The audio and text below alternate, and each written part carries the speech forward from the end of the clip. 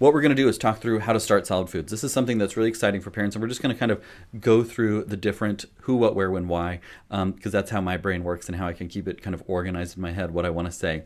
And the who is babies, I mean young children, how to start solid foods. There's really nothing complicated about that. You're probably a parent or a grandparent that's watching this and you're trying to figure this out, and you have a young child and you're talking about starting solid foods. So the who is pretty easy. Infants. The when is the real question, and a lot of parents wonder, when is the best time to start solid foods? I don't want to miss some critical window. I don't want to get behind. I see my friends on Instagram that are starting their baby ridiculously early, or they're waiting a long time on their Facebook groups, and it's just confusing. So when I talk to parents about this as a pediatrician in my office, I talk through starting solid foods. There is not a perfect day to start solid foods. There's not a perfect window where if you don't hit it on this certain day or week or month, then something bad is going to happen. And it can vary from family to family, and even from season to season. You know, the stressful seasons might not be the best time to start a baby on foods if you have a big project for work coming up, or there's a lot on your plate right now, or you're dealing with all the other issues and things that come along your way as a parent. Just say, okay, we're going to wait a couple weeks because this is not an emergency. There's no specific start date that you must start at. And so we're going to take this when it's best for us to get started, rather than feel like we got all this stress and things on our plate, and now we're going to add on this new thing that we're kind of unsure about and we want to enjoy, but there's just so much on our mind right now.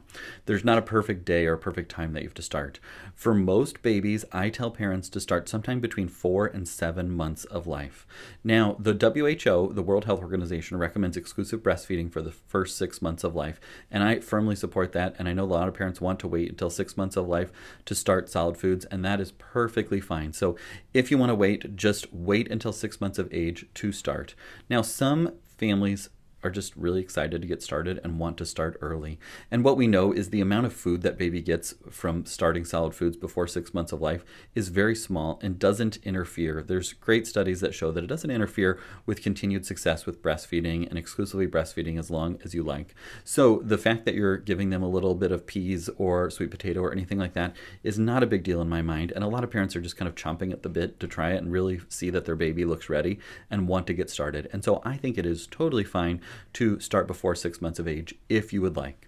Some soft signs that your baby is probably getting ready to start solid foods. One is they've got some good truncal control. Now, I don't expect babies to be sitting independently, like you put them on the exam table, or you don't have an exam table at your house, but when you come into the doctor's office, you put them on the exam table and they can sit there and kind of keep themselves upright. I don't think that babies need to be that good at sitting independently to start solid foods.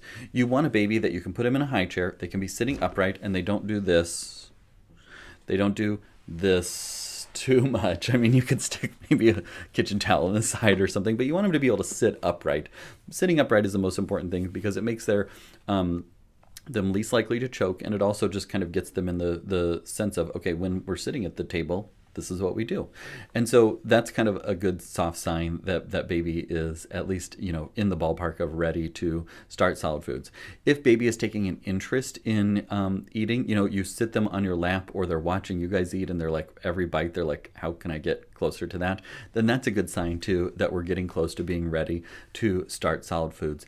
And then the third one that I often talk to parents about is just parents being ready for it. Maybe it's something that you're kind of worried about and you're not ready for it. Well, then don't start. Don't feel like you have to rush into it just because baby is sitting up, just because baby's taking an interest in food. If you as a parent are not in the mental headspace to start solid foods, then just wait a few weeks, get the information that you need, and then feel comfortable starting. There is no rush. And if it's a busy week, or you got a project that's due, or something big on the horizon, you're moving, or, you know, starting a new job, or whatever's coming your way, just say, okay, we'll start after that time period, because like I said, there is no emergency to all of this. So baby's ready, parents ready, then we are ready. You don't have to feel like you have to rush into it.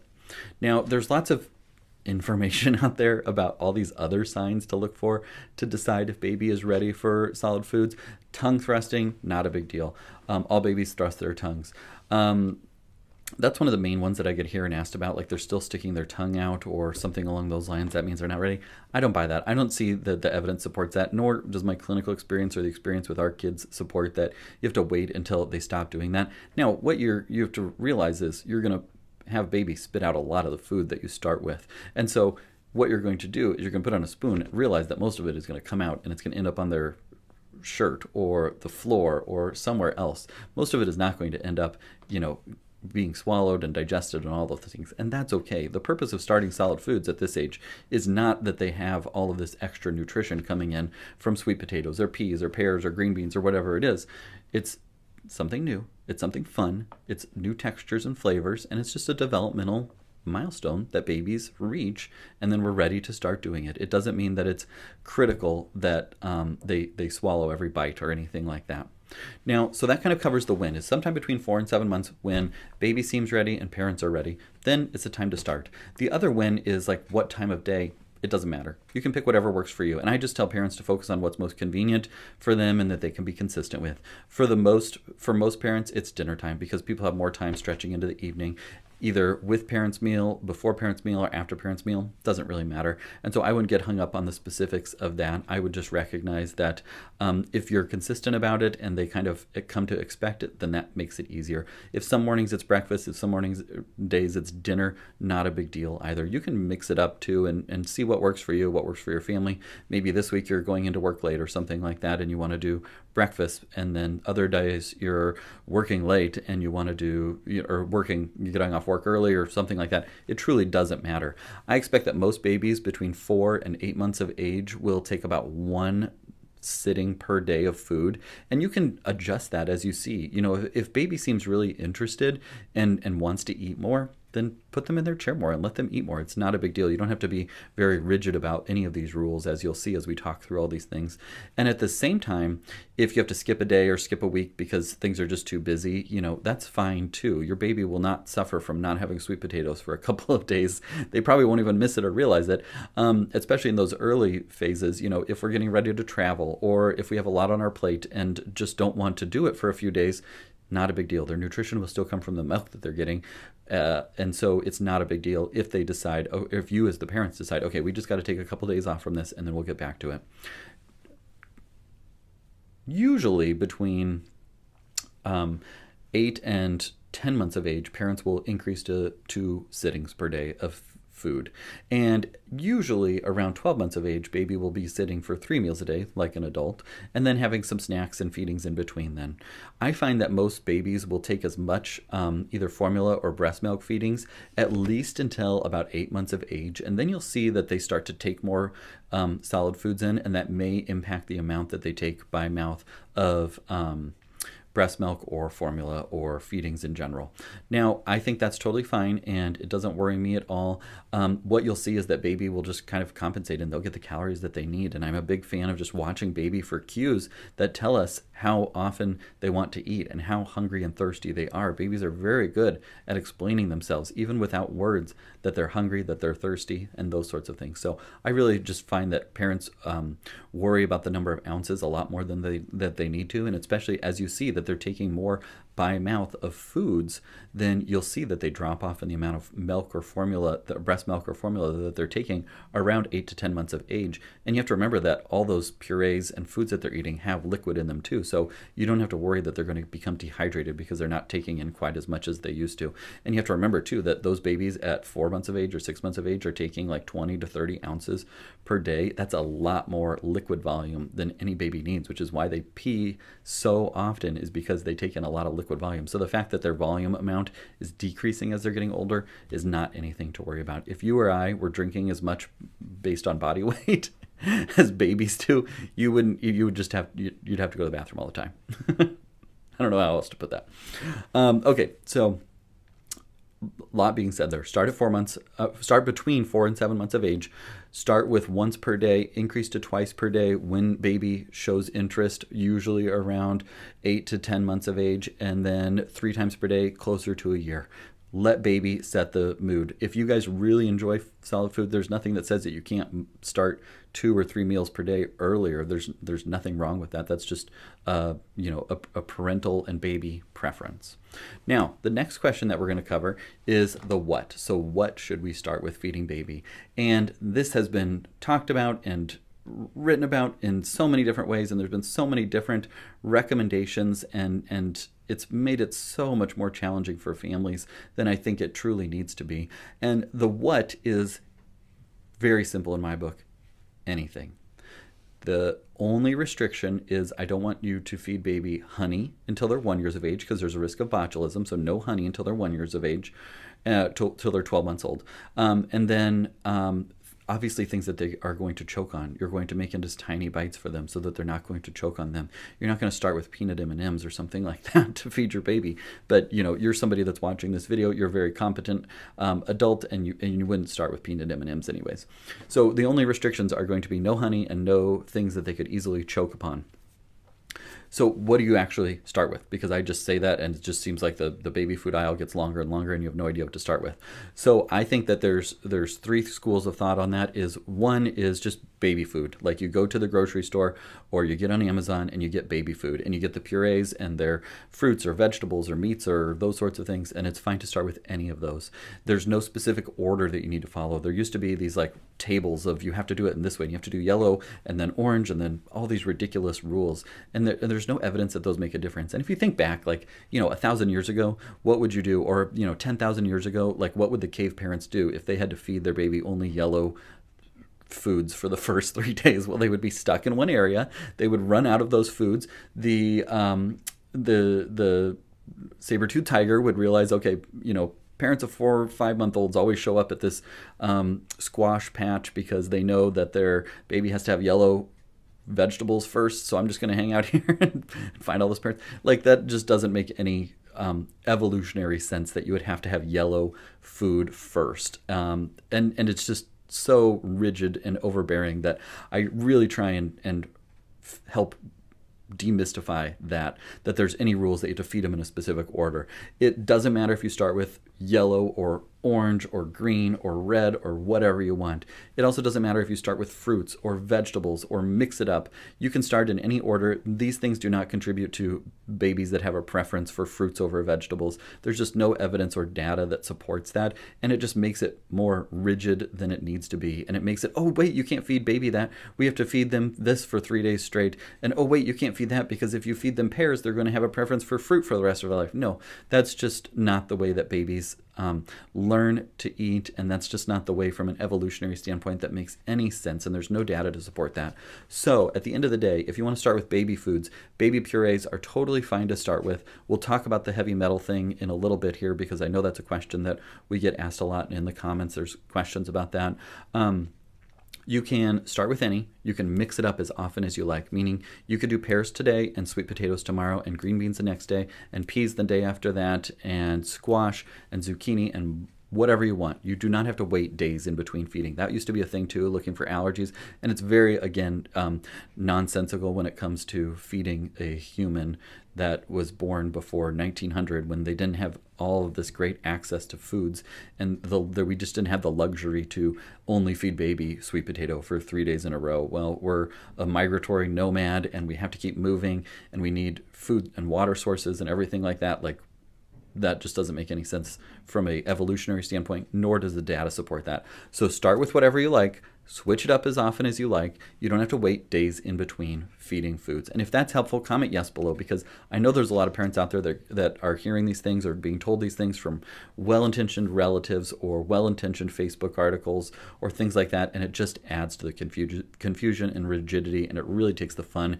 out of starting solid foods. And so it's my hope that by talking through these things, we can demystify that. And I have, I've been in practice for 8 something years and have walked through this with so many parents that I feel very comfortable in sharing that information with you as to you can start with anything, you can work through anything. There's no specific first food that you have to start with. A lot of parents ask about rice cereal too, and we're getting questions about that below. You do not have to start with rice cereal. You don't have to take breast milk or formula and mix it with rice cereal to start with. And in fact, if you're thinking about the heavy metal thing that we're going to talk about in a little bit, rice cereal is perfectly fine to avoid. Rice actually takes in more arsenic than other foods from the soil. And so if you want to avoid rice and rice-containing products, I'm totally fine with that. I used to tell parents that. There's all this new evidence that it doesn't make a difference. You don't need to do it. Rice cereal, frankly, tastes really boring. If you could do rice cereal or peas or rice cereal or sweet potatoes or pears or anything like that, babies are going to want those fun textures and flavors, not just like gritty, glumpy feeling, tasting, terrible smelling breast milk or formula mixed with rice cereal. Just skip that altogether. Okay, we talked about the who, we talked about the when, we talked about the what. The first what would be just like baby foods. The other thing you can do is make your own baby food purees. You can take any of the foods that you eat on a regular basis and puree them up. You can cook them, just cooked carrots, pears, whatever you want. Cook it so it's soft. Apply heat in whatever way you like to make it soft, and then mash it up. Either mix in water or breast milk or formula to thin it out, and then you got yourself a puree. You can do that with any of the foods that you eat on a typical basis. Start with that and enjoy.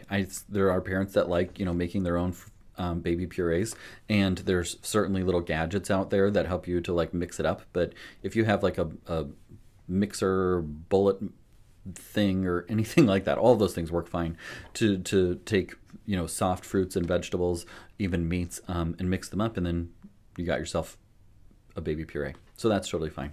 The third thought is the baby-led weaning, or starting with like little bites of food. And I totally think that is fine too. There's actually, I'll link it below or send you a follow-up email. I talked with some baby-led weaning experts on my podcast and talked through the baby-led weaning and how to start that and all those sorts of things. And I'm totally in support of that. I think it is totally fine. The basic tenet of that is instead of doing purees, you just do little bites of food, and it allows baby to experience new textures and flavors and all those different things. It's totally fine to do that. You don't have to be rigid about that either. There's certainly some that are very, laissez-faire, and then there's some that are very rigid, and you have to do this on this day and this day. And as you have probably gathered, I'm more of a laissez-faire sort of person. If you have fruits and vegetables and meats and things like that that you are eating and you want to make little bites of them and give them to baby, that's perfectly fine. A lot of parents, as far as like baby-led weaning, like to start with banana. They like to start with avocado, stuff that's easy to, just kind of chomp up and for baby to eat. But you can work your way through all of those things too, and that's perfectly fine, perfectly acceptable way to start solid foods. And it's fun too to see baby like figuring out how to eat an avocado, or seeing their face as they try banana for the first time. All of those are really fun ways to do it too, and perfectly fine and acceptable way to feed baby. Okay, so we covered the who, we covered the when, we covered the what. Now we're going to talk about the where, which is an easy one. For the most part, babies, you put babies in high chairs to eat. You can also hold them in your lap. The most important thing is that they're just upright so that the likelihood of choking is decreased. Now, it's good to do like infant CPR, infant Heimlich course, but there's plenty of YouTube videos out there that can give you a starting point. I do think that infant CPR is really good to do so that you know how to do that and you know how to do back blows and everything like that if baby is choking, but you don't have to wait until you know how to do that to start eating solid foods. You will find that your baby will gag on a lot of foods and spit out a lot of foods and cough on a lot of foods that they try, especially when they're trying new textures, new thickness, and all those sorts of things. Totally normal, nothing to worry about. So try all of those things and realize that your baby will do that. And what you can do is just watch baby. Baby will take care of this on their own. You don't have to do a lot of finger swiping or trying to get the food out of their mouth. Just let them work on it. If you can hear them, if they're making noise when they're coughing, then just let them keep coughing and gagging and get that up, and don't get deer in the headlight look. Don't make a big scene about it, because then baby will get upset too. Oh, it looks like you're, gagging on that a little bit. And then you can just keep going and keep trying new foods and everything like that. You don't have to worry. Choking is a rare thing. Choking is when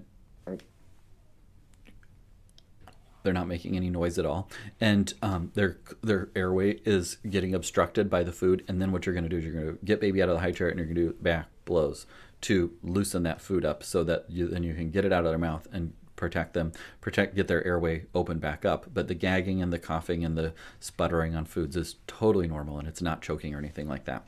Hopefully that helps and makes sense. Now, if you have a question that we haven't talked through yet, drop it in the comments below. Like I said, we'll look through the comment questions.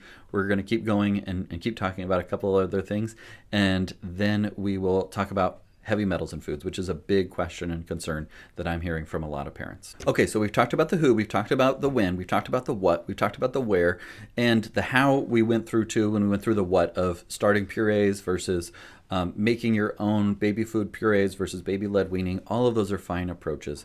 I would just say, sit down with your spouse, your partner, whoever else is involved in the care of your baby, and say, hey, I think we're ready to start solid foods. let's try this and this and this. Why don't you pick them up at the grocery store and we can try those next week, and not make a big thing out of it, but make it something exciting. I mean, you're going to take pictures, obviously. You're going to get pictures for Instagram and for relatives and everything like that. You want to capture those first moments when baby is trying something other than milk for the first time, because it's like a whole new sensation for baby, and it's fun to see how they react to it. And then it's the next night you want to try something else and see if they like that better.